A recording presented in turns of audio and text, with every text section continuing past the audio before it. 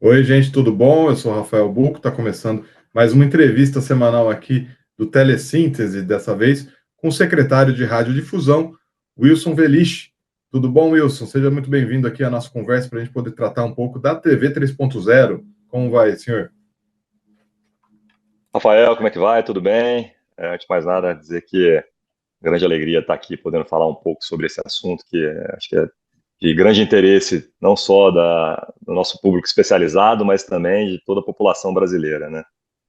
Sem dúvida, Wilson. Inclusive, a TV digital terrestre, que chegou aí nos estertores de sua implantação no Brasil esse ano, né? Já mudou bastante o que era a televisão e o que era a radiodifusão no Brasil. Agora a TV 3.0 chega com as promessas de mais mudança, de mais revolução aí para esse ecossistema de audiovisual, né? Então eu queria entender, vamos começar do começo, assim, a TV 3.0 chega com o conceito ali de aplicativos, de som imersivo, de aumento de resolução de qualidade de imagem. Quais são os próximos passos? Já teve o decreto emitido pelo governo. O que acontece agora? Então vamos lá, né? Como você falou, vamos começar do começo. A TV 3.0, ela se propõe a ser uma nova forma de fazer a TV aberta no Brasil, né? Então a gente teve aí uma mudança já significativa ao longo dos anos, com a migração do analógico para o digital, né? Então a gente sai ali daquela TV com chuviscos, com eventualmente a necessidade de você colocar ali um bombril na antena para ter uma melhor recepção, para uma TV com muito mais robusta, né? Que é a TV digital, com uma qualidade de imagem muito melhor, de som melhor também. E a TV 3.0, ela se propõe a fazer isso também, né? Melhorar a qualidade de imagem em relação à TV digital e de som também, né? Então a gente tem imagens que vão a 4K ou até 8K, né? Que são 4 ou até 8 vezes superiores à da versão atual, né, da TV digital. Som imersivo, né? Então que é aquele som de cinema que te dá aquela sensação de estar dentro da programação, ouvindo, né, o som por vários ângulos, várias direções diferentes, e tecnologias como HDR, né, que te permitem uma variação de cor muito mais vibrante, então te permite ali ter cores com intensidades diferentes e melhora, obviamente, a qualidade da imagem.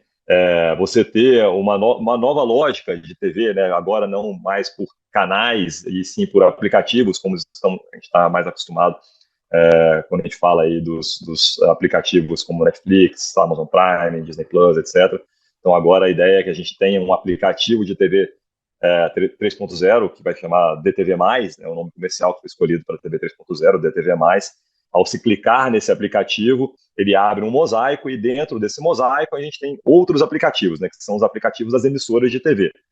Então, é uma nova lógica realmente de se fazer TV muito mais próxima com a forma que a gente está acostumado para acessar esses streamings, né? Então, a partir daí, a gente tem aí uma série de passos, como você disse, para tratar a partir da assinatura do decreto, né? A assinatura do decreto ele é um pontapé inicial para todo o trabalho que a gente vai fazer da implantação da TV 3.0 no Brasil. Então, a gente tem agora que trabalhar em normas do próprio Ministério das Comunicações, que vão estar relacionadas à consignação de canais de TV, regulamentos para canais virtuais, multiprogramação, compartilhamento de canais, que são algumas das regras que vieram aí no decreto da TV 3.0 e que tem, né, uma lógica um pouco diferente do que a gente estava acostumado aí em, em, em operação lá na TV digital. A gente tem a Anatel tendo que fazer, obviamente, a parte de canalização e gerenciamento do espectro para essa nova forma de se fazer TV, e normas ABNT, por exemplo, né? Então, vão definir ali quais são os requisitos técnicos, né? Como a gente diz, nós somos engenheiros, né? Escovar o bit ali da tecnologia para os fabricantes, quando eles forem produzir os seus equipamentos, eles tenham ali exatamente qual é a forma de se fazer esse produto.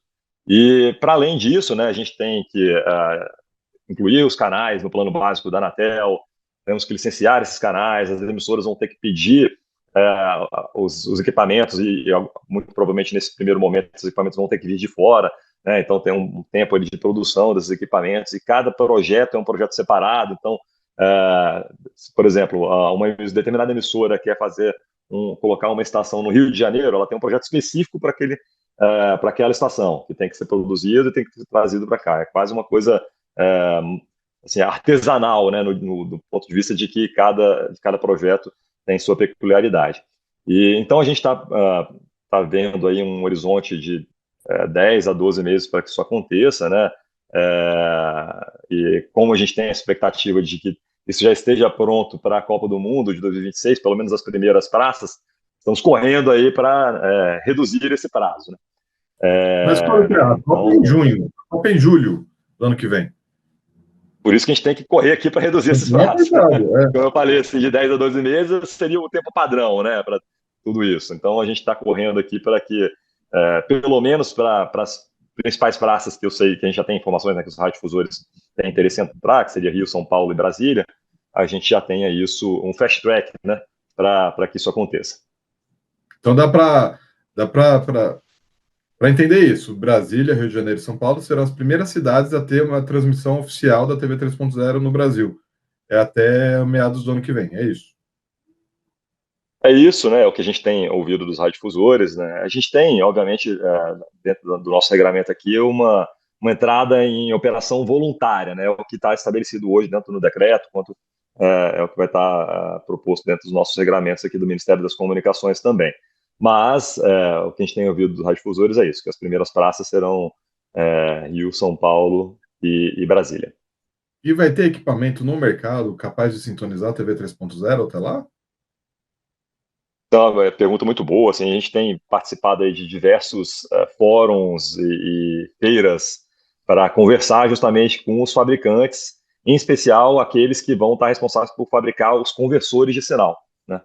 E o que eles têm passado para a gente é que já no primeiro semestre, no começo do primeiro semestre do ano de 2026, talvez até o final do primeiro trimestre, a gente já vai ter esse equipamento pronto para distribuição, né, em massa para grandes varejistas, etc. Então, está todo mundo correndo atrás para que os conversores também estejam disponíveis, os transmissores, etc., para que isso já seja uma realidade para a Copa do Mundo. Já se tem uma ideia de quanto vai custar um conversor, ou secretário? Essa é uma pergunta que todo mundo me faz e eu sou até um pouco reticente em passar valores pelo seguinte, né? A gente escuta, né, alguns valores, falam em 300, 400 reais em valor inicial para conversor, mas a gente sabe que, né, com a produção em escala, esses valores caem, né? Então, talvez falar agora em valor para o determinado conversor seja uma coisa prematura. O que a gente escuta é isso, né? Assim, inicialmente, um valor de 300, 400 reais, mas eu tenho certeza que quando isso começar a ganhar escala, vai cair significativamente.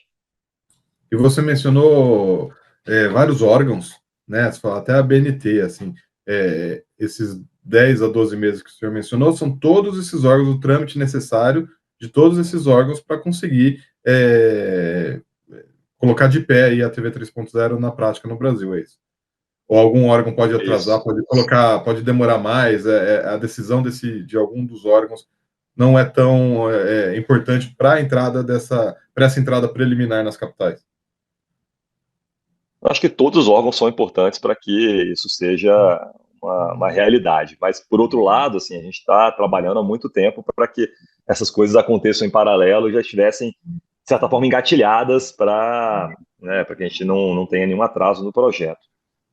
Então, assim, por exemplo, as normas ABNT, elas já estão produzidas há algum tempo pelo próprio Fórum do Sistema Brasileiro de TV Digital. A gente precisava, obviamente, que o decreto com o novo padrão fosse assinado para que a gente formalizasse, né, que esse é o padrão brasileiro para a TV 3.0 no Brasil, mas essas conversas já vão acontecendo paralelamente. Então, a gente está assim, bem avançado com a ABNT para a publicação das normas. Por outro lado, aqui o Ministério das Comunicações também já tem, né, as suas portarias bem encaminhadas, e a Anatel também já está ali trabalhando nessa canalização há algum tempo, né? A gente fala aí da nova faixa de 300 MHz para que essa tecnologia entre em vigor, né? Então, talvez seja a primeira vez em muito tempo que o setor de radiodifusão ganha e não perde faixas de radiofrequência, né?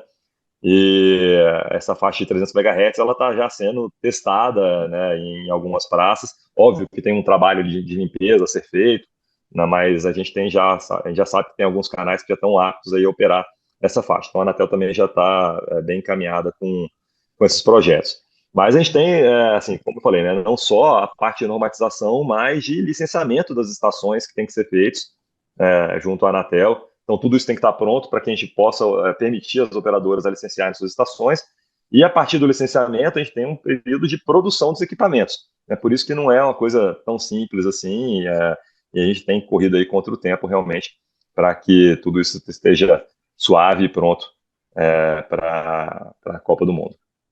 100% das estações de TV no Brasil vão ter que ser substituídas ao longo do tempo, evidentemente, para que a TV 3.0 se torne onipresente no país. Uma estação de TV hoje, de TV digital terrestre, não é a mesma estação da TV 3.0. Nem pode ser Isso, só não é a um mesma estação. upgrade. Isso, não é um upgrade, é realmente uma troca de equipamento, né? Tal como foi feito lá também na troca do analógico para o digital.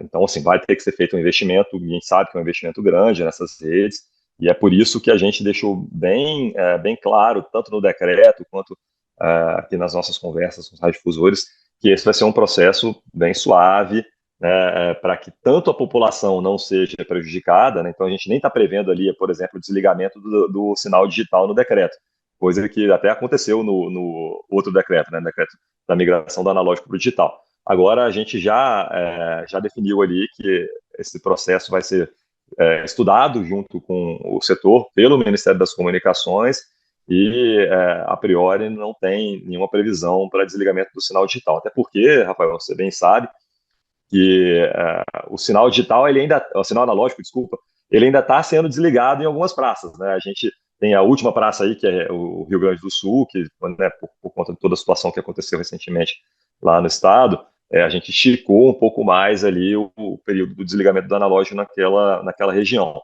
Então, temos até o final do ano aí para que o sinal analógico seja desligado. Então, um processo que começou lá em 2006 e que está se encerrando agora em 2025, no final de 2025.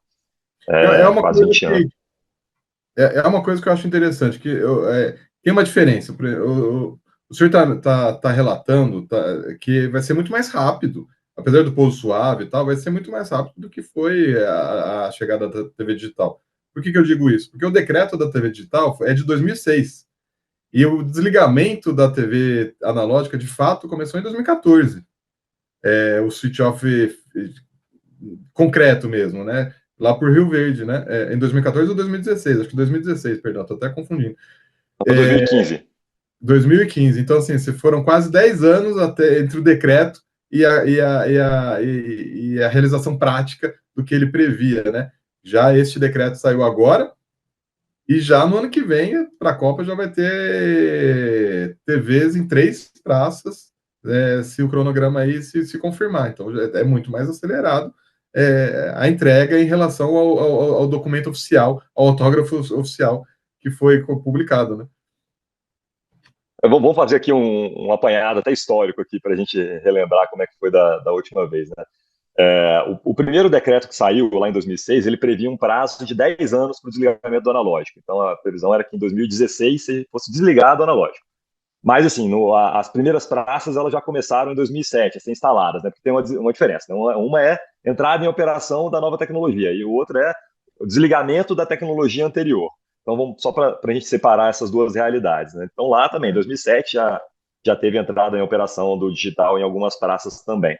Mas ele previa esse desligamento do analógico em 10 anos.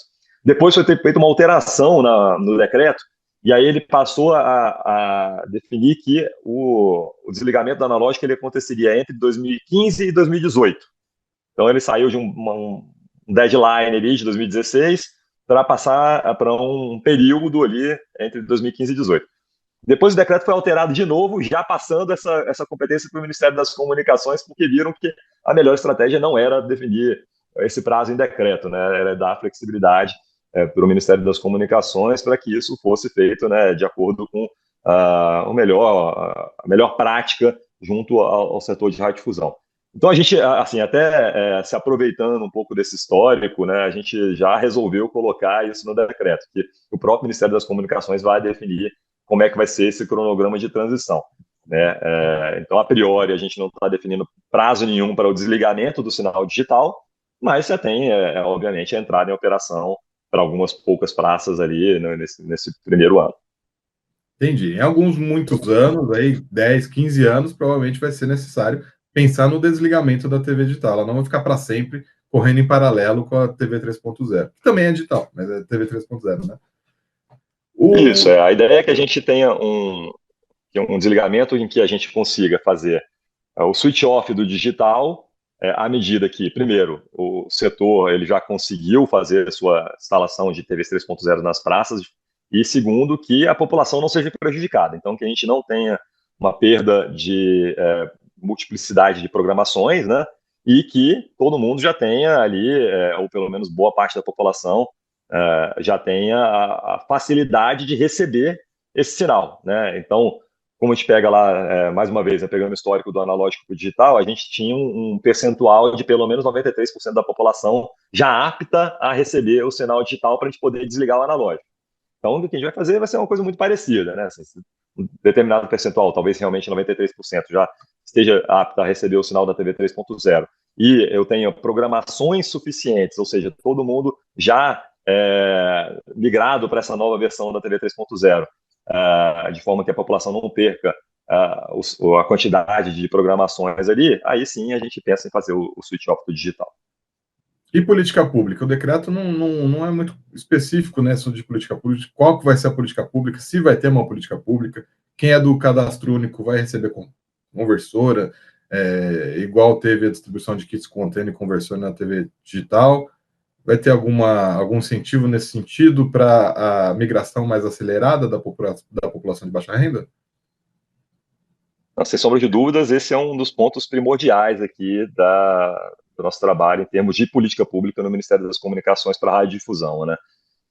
O Ministério das Comunicações, no que tange a radiodifusão, ele não faz só política pública, né? Ele faz também a parte de regulação, mas em termos de projeto de política pública, esse é um dos principais que a gente tem aqui para a TV 3.0.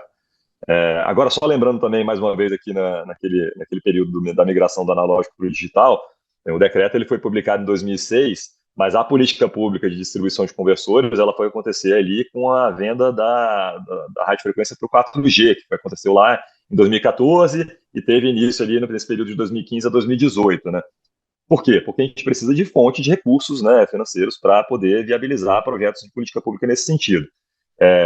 Então, a gente está estudando aí quais são as possibilidades em termos de políticas públicas e de fontes de recurso, seja recursos da União mesmo, ou eventualmente um recurso de uma eventual licitação de radiofrequência futura, para que a gente possa viabilizar esse tipo de política, entendeu?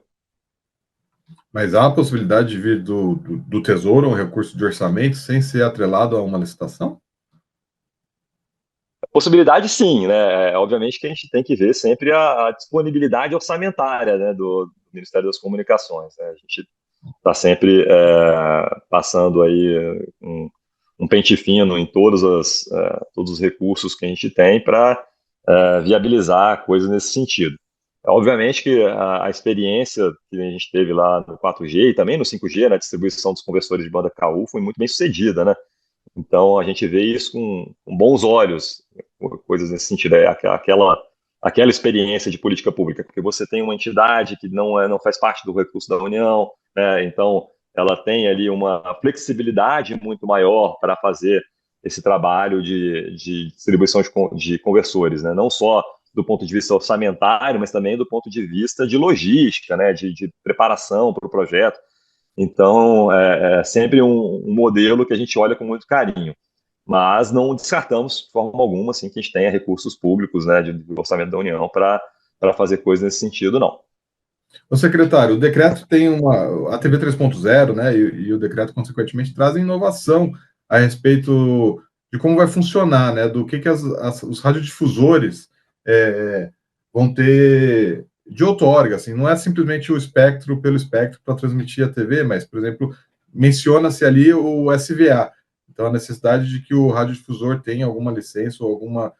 enfim, explore a parte de interatividade do cidadão na TV 3.0 como um SVA. O que isso significa? Vai ter uma licença emitida pela Anatel, já sabe qual que vai ser a licença, uma licença especial para radiodifusão, é uma licença que já existe, SCM, SLP, enfim. Você já tem a clareza de como vai ser esse licenciamento de transmissão de dados por parte aí do radiodifusor dentro do espectro que ele vai utilizar? Então, antes de mais nada, acho que é interessante a gente falar um pouquinho de onde surgiu essa ideia, de trazer esse conceito, que já é um conceito bem firmado, bem estabelecido lá para telecomunicações, agora para radiodifusão. A TV 3.0, ela te permite fazer, utilizando seu mesmo canal de radiofrequência, outras coisas que não radiodifusão, propriamente dita, né?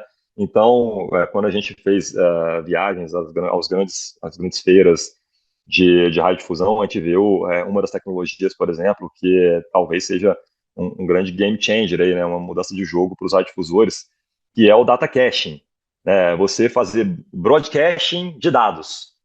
Então, lá nos Estados Unidos, por exemplo, a gente tem uma grande emissora que é a Sinclair, que fez acordos com empresas, por exemplo, com a Tesla, né, que é uma empresa, né, que tem carros elétricos e que tem sistemas operacionais em seus carros elétricos, e para fazer a distribuição em massa do sistema operacional. Então, como o modelo de radiodifusão ele já tem essa ampla cobertura, né, e já é um sistema ponto-multiponto, você já consegue fazer utilizando o seu próprio canal de TV, porque o canal, assim, a taxa de uso do canal, do canal de 6 MHz para a TV 3.0, com todas as compressões ali que estão disponíveis, ela não usa todo o canal, né? Então você tem ali um espaço para utilizar outras coisas naquele seu canal de 6 MHz. Então lá, como eu estava comentando, né, a Sinclair fez esse contrato com a Tesla para fazer a atualização em broadcasting, né, o data cache, como eles chamam, de todo esse sistema operacional. E isso pode ser feito para várias outras Assim, coisas. a Tesla fala que tem uma atualização do sistema, manda para a Sinclair transmite para os carros e os carros são atualizados over the air, é isso? Over the air, exatamente. Tá. E tem coisas assim, no sentido de você pode fazer coisas parecidas, né, que a gente também já ouviu falar por aí. Por exemplo, eu quero fazer uma transmissão broadcasting também de conteúdos para, por exemplo, painéis de propaganda, de publicidade, né, espalhados pelo Brasil todo ali. Eu posso fazer isso utilizando o data caching também. Então, o data caching é uma grande sacada aí, eu acho que é uma grande possibilidade para os radiodifusores também entrarem um pouco nesse ambiente esse ambiente over the top, né, esse ambiente SVA. E aí, nesse sentido, que a gente entendeu que um conceito que já é altamente estabelecido lá nas telecomunicações poderia ser trazido aqui para a radiodifusão também. A priori, Rafael, você me fez uma pergunta em relação à questão de licenças. A gente não está vendo nenhuma necessidade de licença para isso. Ou seja, eu tenho o meu canal de 6 MB ali e eu estou prestando um serviço de valor adicionado em cima do meu canal de 6 MB, né, em cima da licença que eu já possuo. Então, a gente não está prevendo aí nenhuma necessidade de autorização ou licença adicional por parte da Anatel, não. Mas, então, o SVA, quando tem a menção SVA no decreto, não significa que vai ser necessário uma licença. Significa só que é uma exploração de serviço diferente da radiodifusão. Isso. É um serviço de valor adicionado utilizando a sua infraestrutura de radiodifusão. Simples Isso não assim. altera também o regime tributário. Esse serviço só de data casting, por exemplo, não teria um regime tributário diferenciado do que a radiodifusão? Aí ele vai funcionar como um SVA, tal como em telecomunicações, né? Então, essa é a questão que a gente prevê, né? Então, não prevê nenhuma diferenciação em termos de serviços de valores tributários, não. E como a gente está falando, hoje as emissoras têm o espectro nos 600 MHz, né, que é ali da TV digital terrestre, certo? E aí vai receber o espectro na faixa de 300 MHz para explorar a TV 3.0. O datacast pode acontecer em ambos os espectros ou é só no espectro da TV 3.0? À medida, por exemplo, que eles liberarem o espectro de 600, as emissoras vão poder explorar de qualquer forma que desejarem o espectro de 600? Na verdade, assim, a gente colocou uma preferência para a utilização do espectro de 300 MHz para a TV 3.0, mas não é uma obrigação, tá? Então, assim, não quer dizer que o Ministério ou a Anatel não possam viabilizar canais na faixa de UHF, né? Essa é a faixa acima do 300 ali, que pega 400, 600 MHz. Então, é só uma forma de proteger esse espectro para essa finalidade. Mas, como a gente sabe hoje, a gente tem, assim, o espectro ele está bem altamente utilizado, né? O espectro em UHF. Então, talvez seja necessário fazer simulcaching utilizando os canais de cima também, os canais de UHF também. Então, o datacaching ele pode ser utilizado em qualquer dos canais ali. Obviamente, assim, que a tecnologia da TV 3.0 é a que permite fazer data caching, mas ela não faz diferenciação em qual canal, não, se é canal em UHF ou canal em 300. Ou em E VHF alto, por exemplo. tá. A distribuição desse espectro de 300 novo aí que entra na jogada, ela já é imediata, entra numa fila lá na Anatel para a Anatel separar qual que é a outorga de cada um, de cada radiodifusor, é isso? Ou é a Serrad mesmo que faz essa separação? Não, a gestão do espectro é da Anatel, né? O que a gente colocou foi essa preferência no decreto para que a Anatel ela tente utilizar primariamente, né, o espectro de 300 MHz para fazer o que a gente chama de simulcaching, né, que é essa transmissão simultânea dos dois sinais, porque é justamente por isso, né, a gente não vai desligar o sinal digital agora, então, ele tem que continuar funcionando ali e eu tenho que arranjar mais um canal para 300 MHz. Como a faixa de UHF ela já está amplamente utilizada, a gente está separando ali o canal de 300 para a TV 3.0. E por que isso? Assim, para que a Anatel ela já tenha um direcionamento para tentar, na medida do possível, não utilizar a faixa de 300 para canais digitais que não sejam de TV 3.0. Então é mais uma proteção para o canal de simulcast da TV 3.0 ali. Mas a Mas, gestão com certeza vai ser da Anatel, observando, obviamente, esse direcionamento do decreto. mas a minha pergunta é assim, tem espaço para todo mundo ou o radiodifusor tem que correr para ser o primeiro da fila e conseguir um pedacinho aí dos 300 MHz? Assim, a gente conseguiu mais 11 canais ali na faixa de 300, né? Você vai falar assim, Rafael, tem espaço para todo mundo migrar hoje? Não tem. Não tem espaço para todo mundo migrar hoje. Obviamente que a gente vai tentar, à medida do possível, ir fazendo uma limpeza ali e tentar viabilizar, à medida do possível, canais para todo mundo. Todavia, o próprio decreto já prevê que, se não tiver canal para todo mundo, pode haver a necessidade de compartilhamento desses canais, né? Então, como você não precisa necessariamente dos 6 MHz, né, para poder fazer a transmissão da TV 3.0, pode ser que em algumas situações ali você comprima, né, o canal e coloque, por exemplo, duas operadoras funcionando no digital para que as duas tenham também canais em TV 3.0. Mas também tem o seguinte, né, Rafael? Essa migração ela não vai acontecer do dia para a noite, né? Até porque tem que ter capacidade de investimento. Uma vez que uma determinada emissora ela se propõe a licenciar um canal em TV 3.0, né, um canal de TV 3.0, ele vai ter um ano ali para entrar em operação, né? E nem todo mundo tem dinheiro para fazer isso agora. Então, por isso que a gente entende que vai ser uma coisa muito suave, assim, não vai ter uma corrida pelo ouro, não.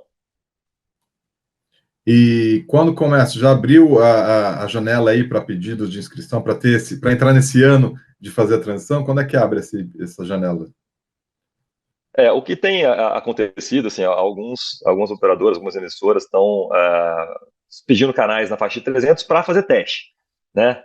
Mas a gente, inclusive, selecionou um prazo, assim, a gente setou um prazo até março do ano que vem. Então, nenhum teste vai passar desse prazo de março do ano que vem, justamente para a gente ter também esses canais liberados para operação comercial, né? E aí, paralelamente, a gente está trabalhando aqui na portaria de consignação de canais, justamente para a gente poder já estabelecer as regras para que as emissoras elas possam pedir já as consignações de seus canais.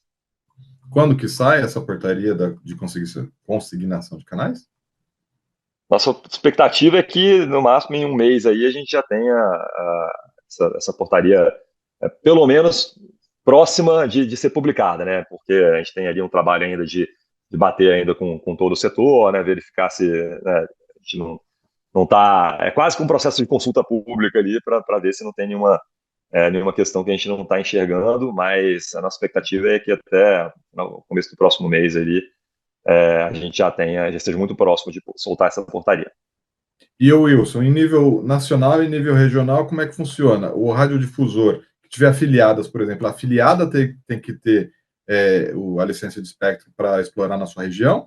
Ou basta, a partir do momento que é afiliada, daí uma emissora que seja nacional vai poder aí compartilhar essa licença com um afiliado? Como é que funcionará isso? Não, a afiliada vai precisar do seu canal também, né? Até porque a afiliada, ela é como se fosse ela é um radiodifusor, né? É um radiodifusor independente da sua programação, da sua cabeça de rede. Até porque ela pode até trocar, né? Depois a sua programação. Então, um contrato de afiliação é um contrato entre privados, que o Ministério nem avalia, né? Que tem então a cessão de uma programação de uma determinada emissora para uma outra, mas essa outra emissora ela tem liberdade total e precisa, obviamente, ter as suas licenças, os seus canais para poder operar. Tá bom, então não muda nesse modelo que já é tradicional, nada muda, continua sendo como sempre foi. Isso, exatamente. Vocês têm uma estimativa de custo, de quantas torres, antenas que emitem a TV digital terrestre precisam ser trocadas? Qual que é o tamanho da migração em volume financeiro, por exemplo, que se calcula ao longo aí das próximas décadas? Rafael, eu acho que também esse é um momento ainda muito prematuro para a gente falar em valores aqui, né? Porque é uma tecnologia nova, ela está sendo produzida agora.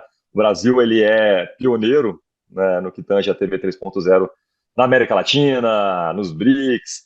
E se a gente for falar assim da TV 3.0 brasileira, como a gente desenhou ela agora, é pioneira no mundo. Por quê? Porque a gente pegou aqui o estado da arte de cada tecnologia para montar a nossa tecnologia aqui de TV 3.0.